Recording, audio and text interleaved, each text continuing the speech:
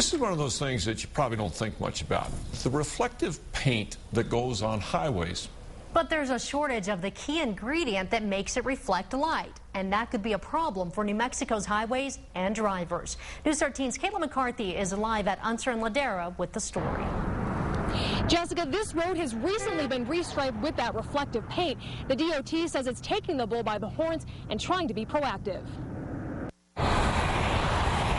It's probably something you don't even think about when you're driving over it on interstates and city streets. But the ingredient that makes these white stripes easy to see in the dark is in high demand, but short supply around the country.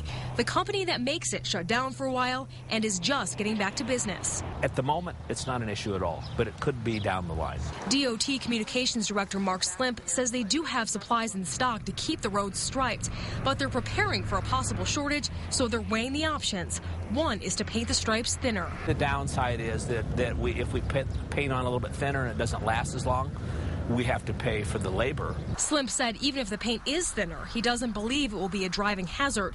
The DOT is also looking into using a more expensive paint. We don't know if that meets the specifications for federal highway rules and our rules yet. So we're looking into options, but we have time right now. The DOT hopes it doesn't have to go that route.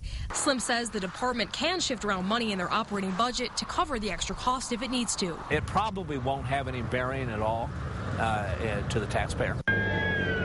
And Slim says this shouldn't have any bearing on summer construction. DOT crews are up in the mountains right now working on restriping there now that the weather's warmer. Back to you.